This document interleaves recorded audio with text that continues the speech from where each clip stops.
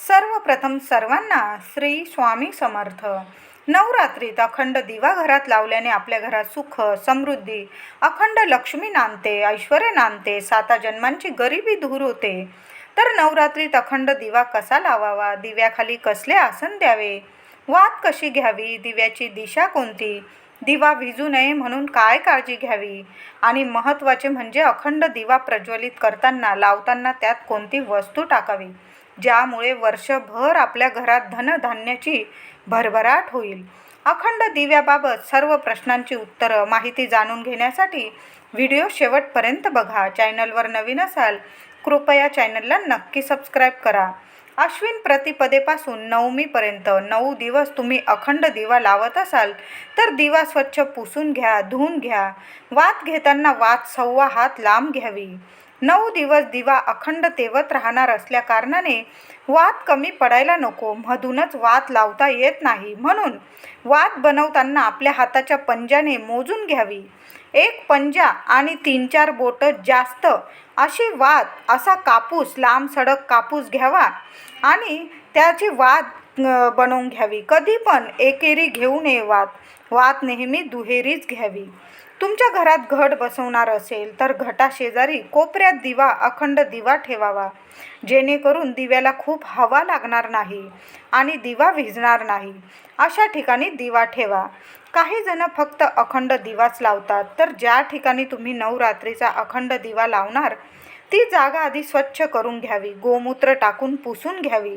त्यानंतर एक चौरंग ठेवून त्या भोवती छान रांगोळी काढून घ्यावी. त्यावर रांगोळीवर थोडं हळदी कुंकू टाकावं. चौरंगावर लाल किंवा पिवळा कपडा अंथरून घ्यावा.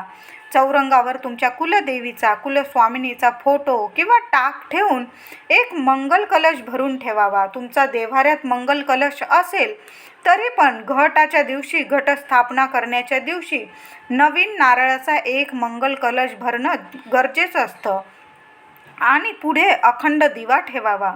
दिव्याला 8 दिशांनी हळदी कुंकुमाची बोटे लावावी. हळदी कुंकूमध्ये थोडं पाणी मिक्स करून छान असं हळदी कुंकाचं तयार करावं पेस्ट, आणि त्याने 8 दिशांनी हळद कुंकुमची बोटं लावून घ्यावी त्या दिव्याला. दिव्याखाली तांदळाचे आसन द्यावे. तांदूळ, अक्षता म्हणजे प्रत्यक्ष माता लक्ष्मी, माता दुर्गा असते. जेव्हा आपण प्रत्येक पूजेत तांदूळ वापरतो, दिव्यांना, देवांना तांदळाचे आसन देतो, तेव्हा तो दिवा आई आपल्या ओंजळीत सांभाळून ठेवते. म्हणून नवरात्रीचा अखंड दिवा लावताना तांदळाचे आसन देऊन थोडे तांदूळ दिव्याखाली ठेवून त्यावर दिवा ठेवावा. दिव्याची वात आपल्या कुलदेवीच्या फोटोसमोर यायला हवी.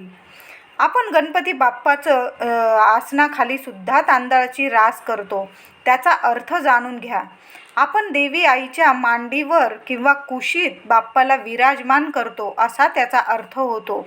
म्हणून प्रत्येक पूजेत आसन द्यायचं असेल ते तांदळाचं द्यावं, म्हणजे माता लक्ष्मी आपल्या ओंजळीत ती पूजा सामावून घेते आणि तुमच्यावर सदैव कृपा करते.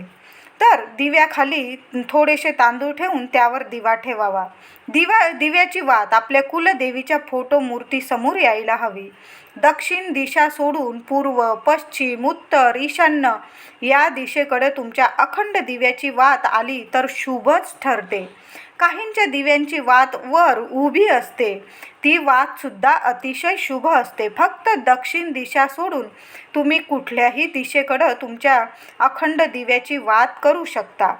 अखंड दिव्यात तेल तिळाचेच टाकावे. तुम्ही शुभम करोती कल्याणम म्हणत असालच, त्यात म्हटलेच आहे, तिळाचे तेल, कापसाची वात, दिवा जळो मध्यान्हरात, दिवा लावला देवापाशी, उजेड पडला तुळशीपाशी, माझा नमस्कार गोपाळकृष्णा देवापाशी. तर तिळाचे तेल शुभ असते. त्या तेलाच्या दिव्याने घरातील सर्व इडा पिडा, नकारात्मकता दूर होऊन आपल्या घरात अखंड लक्ष्मी नांदते. कुलदेवीची सदैव आपल्यावर, आपल्या घरात कृपा राहते. तुम्ही जे तेल तुमच्या देवांच्या दिव्यासाठी वापरत असाल त्या तेलाचा तुम्ही 9 दिवस दिवा लावावा. काही जण मोहरीचं तेल वापरता, काही जण तिळाचं वापरता, काही जण सनफ्लावरचं, काही जण शेंगदाणा तेल वापरता. किंवा काही जण तर तुपाचा दिवा लावतात, तुमच्यानुसार आहे. आपण देवीला मनापासून दिवा लावणं महत्त्वाचं आहे. तिळाचंच तेल पाहिजे मी असं म्हणत नाही. मी तुम्हाला फक्त एक शुभम करोतीचं उदाहरण दिलं. तुम्ही ते वाईट वाटून घेऊ नका की मी दुसरं तेल लावते आणि ह्या ताई दुसरं तेलाचं सांगत्या, असं अजिबात नाही. तेल कुठलंही असू दे, दिवा लावणं महत्त्वाचं आणि तो दिवा सांभाळणं ते महत्त्वाचं आहे. बाकी गोष्टी तुम्ही बाजूला ठेवा. दिवा प्रज्वलित केल्यानंतर 2 वेलची, 2 लवंग, फक्त 2 वेलची चांगल्या बघून घ्या, तुटलेल्या नको. 2 लवंग चांगल्या, त्या पण चांगल्या बघून घ्या फुलाच्या. आणि फक्त एक लहानशी कापूरवडी त्या दिव्यात, अखंड दिव्यात ती वस्तू टाका. 2 वेलची, 2 लवंग, 1 कापूरवडी, फक्त या 3 वस्तू या दिव्यामध्ये टाका. त्या तशाच राहू द्या 9 दिवस. तुम्हाला वाटलं कापूरवडी तुम्ही एखाद दिवस, 1-2 दिवस अजून टाकू शकता, पण 2 लवंग आणि 2 वेलची 9 दिवस त्या तशाच राहू द्या. यामुळे काय होईल, मोठ्यातील मोठं संकट तुमच्या घरावरील दूर होणार म्हणजे होणार. आणि वर्षभर तुमच्या घरात धनधान्याने, तुमचं घर धनधान्याने भरलेलं राहील. सुख, समृद्धी, ऐश्वर्य प्रदान करते देवी आई. म्हणून दिवा लावताना देवी आईची पूजा करून घ्या. दिवा लावताना त्या दिव्यात ह्या वस्तू नक्की टाका. आता दिवा लावताना देवी आईची पूजा करून घ्यावी आणि मग दिव्याची हळदी, कुंकू, फुले, अक्षता वाहून पूजा करावी. नमस्कार करावा. रोज 9 दिवस दिव्याची ज्योत, वात नीट करताना, त्याची काजळी काढताना आधी एक लहानसा दिवा तेल टाकून मोठ्या दिव्याजवळ ठेवूनच द्या 9 दिवस. मी पण असंच करते म्हणून तुम्हाला सांगते.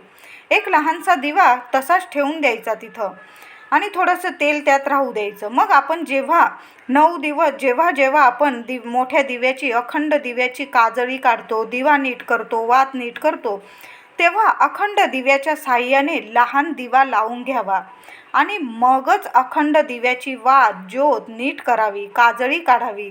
एखादे प्लकर असेल तुमच्याकडं, त्या प्लकरच्या साह्याने काजळी काढावी. त्याने वात अजिबात विझत नाही. आणि काही कारणाने समजून जा, काही कारणामुळे काजळी काढताना चुकून जर अखंड दिवा विझलाच तर तो लहान दिवा लावून घेतलेला असतो एक अखंड दिव्याच्या साह्याने. त्या दिव्याने तुम्ही पुन्हा अखंड दिवा लावून घ्यावा. मनाने घाबरून जायची गरज नाही. यामुळे कुठलाही दोष आपणास लागत नाही. देवी आई आपल्या लेकरांवर कधीही रुष्ट होत नाही, रागवत नाही. आपली कुलदेवी आहे, आपली माऊली आहे, आपल्या कुलाचं रक्षण करती आहे. आई कायम आपल्या पाठीशी उभी असते. म्हणून नवरात्रीत जरी चुकून काही चूक झाली तर घाबरून जायची गरज नाही. कुठलीही पूजा, सेवा, उपासना घाबरून मनात दडपण ठेवून करायचं नाही. मोकळ्या मनाने करा, उत्साहाने करा. काही चूकभूल झाली सांभाळून घेणारी ती असते. फक्त मोकळ्या मनाने तुम्ही मनापासून कुठलीही सेवा करा. आई पण तुम्हाला भरभरून देईल, 4ही हातांनी देईल, इतकं की सांभाळणं मुश्किल होईल एवढं आई देईल. तर या नवरात्रीत तुम्ही पण अशा पद्धतीने अखंड दिवा लावा. कुलदेवीचा मंत्र जप करत मग अखंड दिवा प्रज्वलित करायचा आहे तुम्हाला. तर अजून एक सांगते तुम्हाला, तुम्ही सासरपासून दूर राहत असाल, काहींना असते असे प्रश्न. तुम्ही सासरपासून दूर राहत असाल आणि तुमच्या घरी म्हणजे सासरी घट बसवत असतील, अखंड दिवा लावत असतील, तर एका घरात म्हणजे तुमचं सासर आणि तुम्ही एकच आहात. तुम्ही जरी वेगळ्या राहत असाल नवऱ्याच्या नोकरीच्या ठिकाणी वगैरे, तरी तुमचं घर म्हणजे सासरच आहे. एका घराण्यात घटस्थापना 2 ठिकाणी करू नये. तुमची सासूबाई जर घट बसवत असेल तर तुम्ही घटस्थापना करायची नाही. तुम्ही फक्त 9 दिवस अखंड दिवा लावू शकता. अखंड दिवा 2 ठिकाणी असल्यास चालतो. तुम्ही 9 दिवस तुमच्या घरात अखंड दिवा लावू शकता. पण सासरकडं जर घटस्थापना होत असेल तर तुम्ही 2 ठिकाणी घटस्थापना करायची नाही. हे आधीच जाणून घ्या. अशी चूक करू नका. आजचा व्हिडिओ आवडला असेल लाईक करा, शेअर करा, चॅनलला नक्की सबस्क्राईब करा. धन्यवाद.